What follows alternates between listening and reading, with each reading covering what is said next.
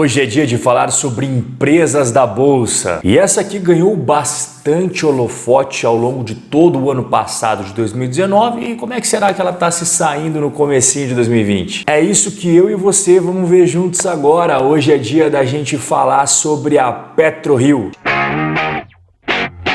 Antes da gente de fato entrar nos resultados da empresa, eu quero que você saia desse vídeo sabendo absolutamente tudo sobre o setor de petróleo. E é por isso que antes de trazer aqui os dados, eu quero explicar para você alguns termos específicos para que você saia voando deste conteúdo. Primeira informação super importante é que cada barril de petróleo equivale a 159 litros. Segundo ponto muito importante, e isso aqui você não vai ver apenas na PetroRio, mas sim em toda a indústria de oil and gas, que é offtake, um acordo para a retirada ordenada da produção de petróleo, que é o mesmo que lifting. E o terceiro ponto muito importante é lifting cost, todos os custos operacionais após a fase de exploração e perfuração de poços, quando finalmente entra na fase de produção de petróleo.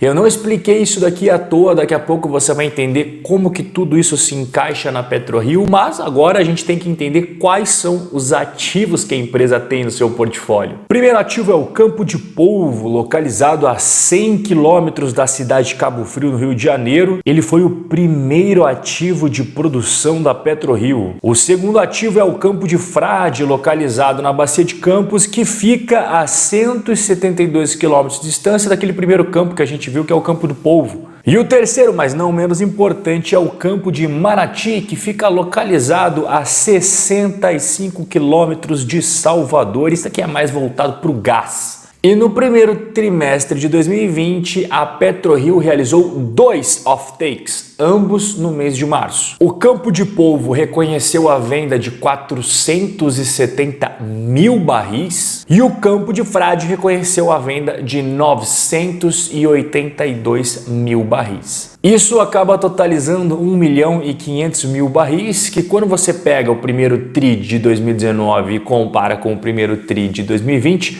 dá um aumento de 167% no volume vendido. O preço médio de venda dos barris no trimestre foi de $31,80, sem os efeitos de hedge. Isso dá uma diferença de 51% do primeiro TRI de 2019 para o primeiro TRI de 2020. Lembrando que o final de março, o barril Brent teve um fechamento de $22,70. Mas peraí, Rob, você falou hedge agora há pouco? Em janeiro de 2020, a PetroRio contratou hedge, opções de venda de barril de petróleo ao preço de $65. 1.900.000 barris de petróleo foram protegidos no primeiro TRI de 2020. E para o segundo trimestre de 2020, 841 mil barris de petróleo também contam com essa proteção. Só para você ter uma ideia como essa proteção foi importante para a PetroRio, só no primeiro trimestre de 2020, essas puts ocasionaram em recebimento de 206 milhões de reais no seu demonstrativo de resultados. Só para você entender um pouco melhor sobre tudo isso, aqui na tela eu destaquei para você a data em que foram realizadas essas puts, a quantidade de barris, o preço de strike, $65 o barril, e os seus respectivos vencimentos na última coluna à direita. O lifting cost por barril apresentou a melhora pelo quinto trimestre consecutivo. Foi uma redução de 38% quando você compara o mesmo período lá de 2019. E a melhora é explicada por dois motivos. Iniciativa de racionalização de custos no Campo de Frade e o aumento na produção no Campo de Polvo sem acarretar em aumento de custos. Tá na tela lifting cost por barril da PetroRio histórico histórico do primeiro TRI de 2017 até o primeiro TRI de 2020. Quando a gente analisa esse gráfico histórico, a gente percebe que a PetroRio alcançou no primeiro TRI de 2020 o melhor resultado de lifting cost por barril. Então, um resumão de tudo isso que eu acabei de mencionar está aqui na tela. Primeiro destaque em amarelo, o preço do barril Brent médio no primeiro TRI de 2020, assim como o preço médio de venda. Você percebe que os dois, ali as duas primeiras linhas, caíram bastante em relação aos trimestres anteriores. Em compensação, a taxa de câmbio, o dólar, acabou subindo bastante em relação aos trimestres anteriores. E no primeiro trimestre de 2020 também teve uma novidade muito importante, que foi a compra de uma embarcação e também 80% do campo de Tubarão Martelo. Mas qual que é o motivo da PetroRio comprar a embarcação OSX-3 e também explorar ali o Tubarão Martelo? Aqui o que a própria companhia disse sobre o assunto. A PetroRio estima que os custos operacionais combinados do polo Polvo e de Tubarão Martelo em 2019 eram de aproximadamente 200 milhões de dólares por ano, e eles serão reduzidos a menos de 80 milhões de dólares por ano. Vamos dar uma olhada nos números específicos do primeiro TRI de 2020, começando com o primeiro checkpoint. A receita da empresa cresceu 60% no primeiro TRI de 2020. O nosso segundo checkpoint são os resultados operacionais, que apresentaram um crescimento de 322%. Confira ali junto comigo no segundo destaque em amarelo. E por fim, o nosso terceiro checkpoint foi a melhora. O primeiro TRI de 2019 apresentava um prejuízo de 53 milhões e 600 mil, enquanto que no primeiro TRI de 2020 apresentou um lucro de 44 milhões 544 mil reais. Mas dá uma olhadinha ali no resultado de hedge, tanto realizado quanto a marcação a mercado, ali um pouquinho acima